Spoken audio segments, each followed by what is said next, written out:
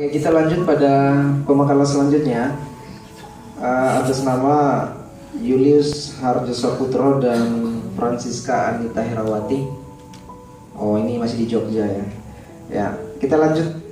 Pak Franciscus M.H. Ciptabudi bersama Pak Raul Bernardino bersama Pak Hasibun Hasikin dengan judul makalah analisa kelayakan implementasi big data dalam sistem layanan custom, immigrant and quarantine atau CIQ pada pos lintas batas negara terpadu. Untuk itu saya persilakan pemakalah untuk berada di depan. Oh, ternyata namanya cowok yang ada di depan cewek ya. Ya, oke. Waktu saya 10 menit ya. Silakan untuk dipresentasikan.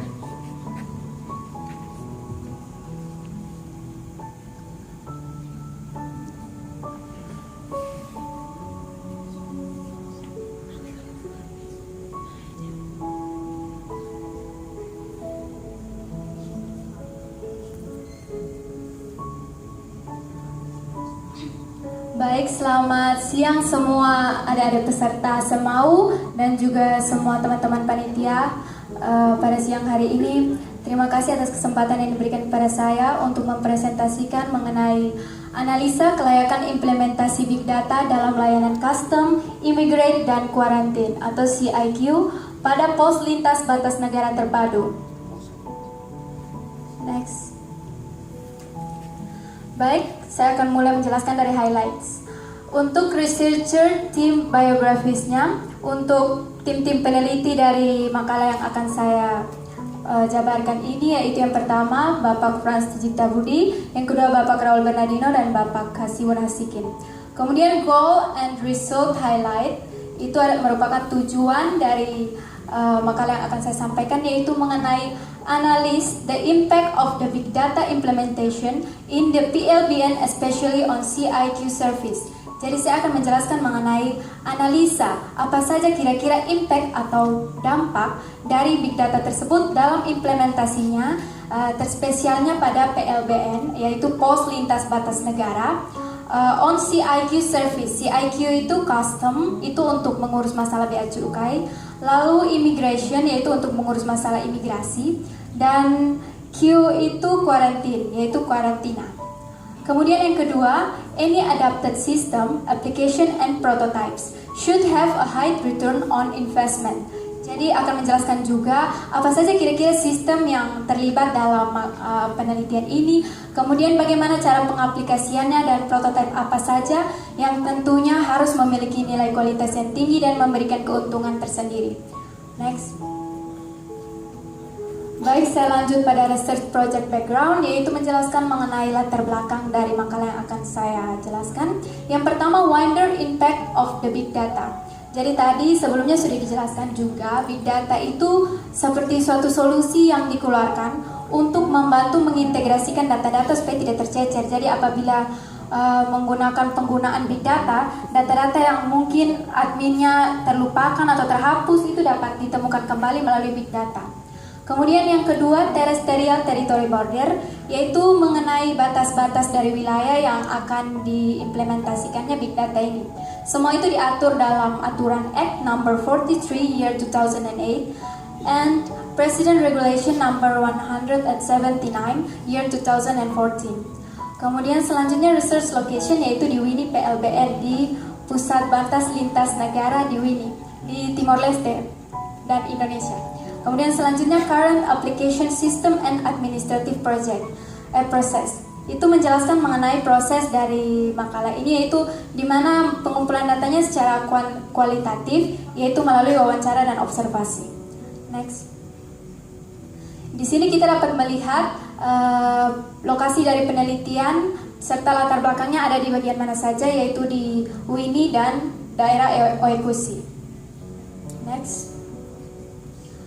Research project objective. Jadi ini objektif dari penelitian ini. Yang pertama, analyze all the application system and the impact of the big data.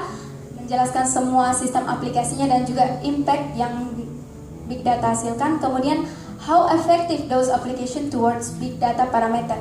Seberapa efektif penggunaan dari big data ini dengan perhitungan dari beberapa faktor-faktor yang akan dijelaskan berikutnya.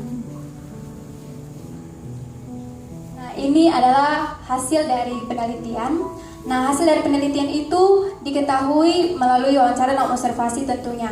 Tapi semua itu dilihat berdasarkan beberapa faktor-faktor. Ada primary dimension dan other factor.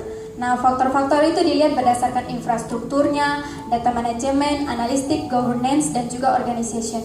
Selanjutnya ada juga other factor, yaitu yang ada pada Big Data Maturity Framework. Next. Ini research result yang selanjutnya, itu nanti akan dihitung apabila skornya lebih kecil dari 15, maka dia masuk di kategori NASCEN. Nah, kategori NASCEN ini dimaksudkan adalah di mana dalam implementasi Big Data tersebut belum memberikan manfaat yang signifikan atau belum terlalu terlihat manfaatnya yang banyak karena baru diterapkan. Kemudian yang kedua, pre-adoption itu antara 16 sampai 25 itu juga Big Datanya baru saja diterapkan dan tapi untuk wilayah-wilayahnya mulai ditentukan untuk kemudian bisa lebih berkembang lebih baik lagi. Selanjutnya early adoption 26 sampai 35 dan corporate adoption itu di mana dampak ataupun manfaat dari implementasi Big Data sudah mulai terlihat banyak manfaatnya. Dan yang terakhir mature dan visionary antara 46 sampai 49 dan visionary 50 itu sudah terlihat begitu banyak manfaat-manfaat yang didapatkan dari implementasi Big Data. Next. Nah, ini adalah hasil dari penelitian. Yang pertama untuk implementasinya dari faktor dari aplikasi CEISA. Nah, aplikasi CEISA ini merupakan aplikasi khusus untuk lembaga bea cukai ya. Jadi berdasarkan perhitungan antara mulai dari organizationnya, infrastruktur, data manajemen, analistik dan governance menghasilkan rata-rata atau average sebesar 20,34 dan juga dilihat dari grafiknya masih belum signifikan dengan peningkatan penggunaan dari Big Data, jadi dia masih masuk di bagian rata-rata yang paling pertama dan belum menunjukkan banyak manfaat Big Data untuk bea cukai. Next.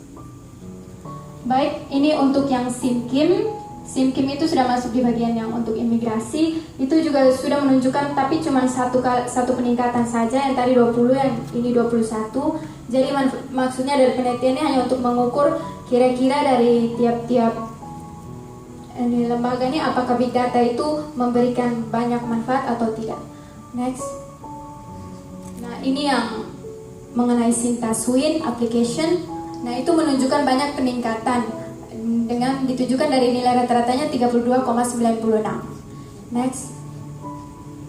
Ini untuk Sister Caroline application. Rata-ratanya sebesar 23,08. Next. Ini untuk SIM Kokoh application dengan rata-rata sebesar 28,4. Dan ini eSignas application dengan rata-rata sebesar 28,44. Nah, ini kesimpulan atau conclusion. The result of the used application in the PLBNs in this case is in the CIQ offices are independent applications such as CEISA, SIMKIM, Sister Caroline, SIM Kokoh, and eSignas, except SyntaSwin prototype application has cross-platform and able to integrate with other application. Jadi hasil dari penelitian ini yaitu di mana pada implementasi Big Data, tepatnya di PLBN, pada masalah ini di bagian lembaga CIQ masih berdiri sendiri-sendiri, aplikasinya itu masih berdiri sendiri-sendiri. Contohnya seperti CEISA, SIMKIM, Sister Caroline, tapi terkecuali SyntaSwin. SyntaSwin ini masih dalam bentuk prototype application dan has a cross platform dan juga dia tuh bisa terintegrasi dengan aplikasi yang lain.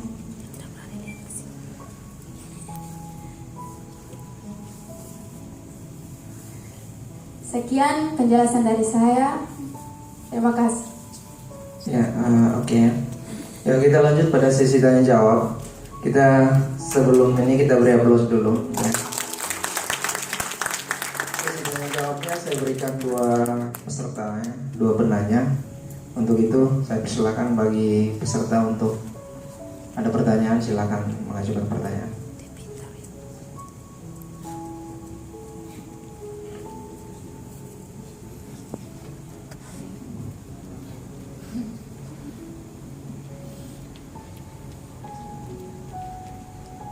Oke, tidak ada. Wah, saya tidak tahu yang tidak ada nih maksudnya bagaimana ya. Ya. Apa karena tadi bahasa Inggrisnya atau ini ya. Ya. Oke, kalau memang tidak ada, kita beri aplaus buat